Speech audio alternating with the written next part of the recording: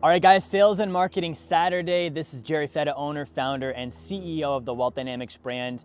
Every Saturday, I talk to you about sales and marketing. It's something I'm very good at. Today, I want to share with you something that I consider to be kind of a lost art with sales and marketing, right? And this is something that if you can think with this at the stage you're at now and really integrate this into the way that you sell and the way that you market as an entrepreneur or a salesperson, or if you're in the life insurance industry like I am, this is particularly helpful. I'm gonna share that with you today. It's been a huge impact for me.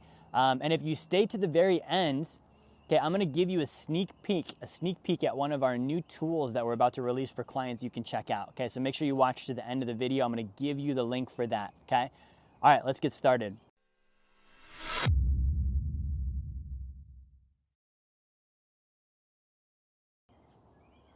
All right, guys, Sales and Marketing Saturday, let's talk about it. So sales, right? So sales, everyone knows what this is. I have a service or a product. They want the service or the product, or I create interest so that they do want the service and product.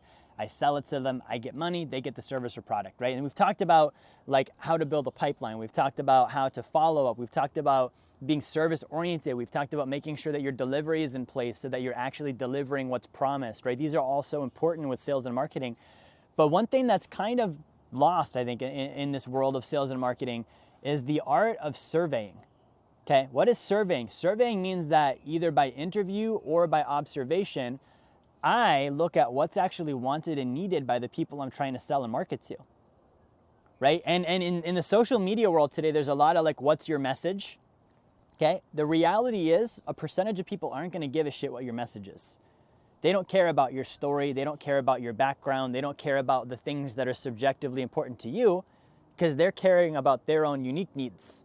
So if I'm a marketer and my whole thing is I want to share my message with the world and I want people to know what I think and know my story and know this and know that, I don't think you're going to go very far because they need someone to care about them. A marketer, a really good marketer, understands that people want to be understood and they want to be acknowledged. They want to be made to feel special and they want their needs catered to. Which means what I think doesn't matter. It's about what they think. And if I can get this viewpoint as a marketer, I can start thinking about the number one question I should ask myself is, who am I communicating to? Who am I communicating to? If I'm putting out content on social media, that's a form of marketing. If I'm writing a book, that's a form of marketing. If I'm doing a blog post or a podcast, or even making a phone call, that's all a form of marketing to one degree or another. So when I'm marketing and promoting myself, that's the first question is, who am I promoting to? Right? And there's gonna be some degree that plays off of that is, well, what is it that I'm trying to promote? So let's say I am trying to promote my unique idea. Well, that's gonna be like a key, and the keyhole is gonna be the person that fits the message for. Right? So for me, if I'm talking all the time about how, you know, my mom had died when I was in my early 20s, and I tell that story sometimes, but let's say that was my main focus. And I was like, this is the story I wanna tell. That's really gonna limit me to people who had a similar experience, right? Versus if I can think of, okay, well, who's the general audience out there and what do I have that can help them? This is really what this boils down to. Who am I trying to talk to and how can I help them? And maybe I can't help them right now, right? Let's say I'm broke and just starting out. I probably cannot go help a family office founder, right? I'm probably not gonna help a millionaire. There's not a lot of things in my life that are valuable enough to a person that's that far ahead of me. Right? So if I'm just starting out, I do need to realize I need to market to the people I can actually help right now. And the best way that I can help them is by sharing what I actually have done to solve the problems that they have. I don't want to share theories. I don't want to share stuff I've never tried. I want to share, what am I doing? What do I actually accomplish? What's my track record? What are my stats? Based on that, here's the things I have actually earned the right to talk about as a marketer. Right now, how do I understand when this is important to someone? This is where the surveying comes in. I understand who am I talking to? And before I start telling them, I need to start asking, right? Same thing on a sales call. I'm gonna just change your life on sales real quick. Don't ever demo till you've got all the information from the client. A demo means you're presenting, you're proposing, you're trying to close. A lot of people, they'll sit down, they'll do small talk, and they'll talk about the weather, and they'll talk about your dog and where you grew up and how they like the color of the wallpaper you chose. Then they'll pull out their nifty-difty presentation and start just vomiting all over you sales information about their product, right? So when you sell, you should survey first. We're developing a survey right now that's 100 questions, and it's gonna be a full assessment for clients on finances. Not only is it a survey, but it's gonna give them a visual representation to present back to them what they said. That's all sales really is find out through questions what's important to someone, what problems they're having, why they're having them, how long they've been having them for, how much it's costing them to solve the problem, how valuable would it be, if they were to solve it. And then you just, once you've got all this information, present back to them what they said through your presentation, gearing it towards your product to show them how your product helps solve all these problems. But I can't do that if I don't do the survey first, right? So this is critical with sales and marketing. If you're marketing, same thing. I can throw up content on social media all the time. I'm working with my team right now on this because on social media, there's two elements. There's what does the audience want?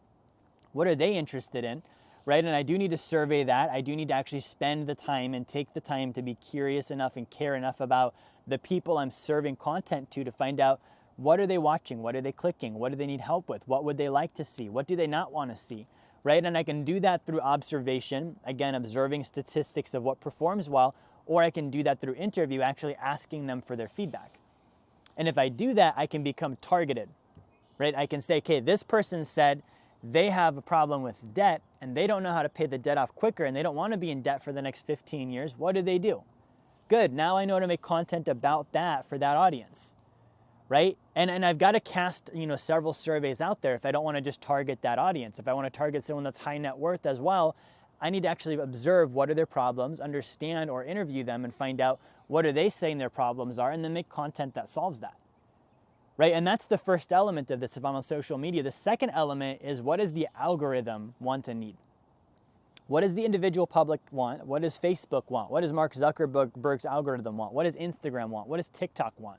Right? So they're going to look for things that are more, video length, the amount of text you're using, what kind of songs you have, how zoomed in is it on your face, like things that are going to make the algorithm happy, right? And these things work together. By making the algorithm happy, it's going to show you to more people. By showing you to more people, you've now got the opportunity to get more engagement or interaction from your audience if you targeted the right audience with that content. And the whole thing can mix together, and that's how you get really good content that goes out there, right? And this is a constant work in progress. This is something I work on regularly and you can always improve at, right? But the survey thing is critical in both sales and in marketing. So if you're in business right now or you're in sales, surveying doesn't have to be crazy. I'm doing a survey right now. It's 3 questions long, right? One of the first things, like if I am surveying for marketing, I want to understand like who's my demographic, right? I want to understand like what problems are they facing with the area that I can help them with right now. That's namely finances, right? What problems are they trying to solve? Okay, what have they looked at already? Okay, like I want to know these kind of things. What are their demographics? What are their incomes? What are their means? Like these are things that are important to me.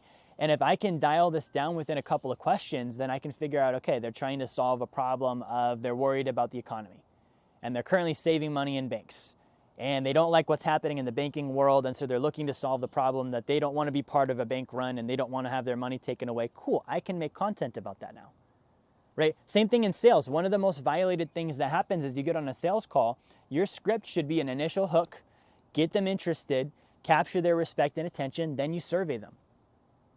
Right? What's the number one problem they're facing right now? How long has it been an issue? If you could solve it for them, like, are they interested, right? If you're working with clients, you should be figuring out this is where it connects back around. Where did they hear about you? Okay, if you're signing a client up and you don't know where that client heard about you, how do you know what platform to go back to reinvest in? Because that's where the leads are coming from. That's where the clients are coming from. So this surveying thing never stops. Even when you get into the point of hiring staff, guys, survey your staff. What's going well? What's not going well? Why do you like working here? What made you want to work here? What would make you leave? Like these are the kind of questions where if you ask them, you get real feedback, you can improve. Right? If you're doing quality control, you survey what was good about our experience. What could we improve upon?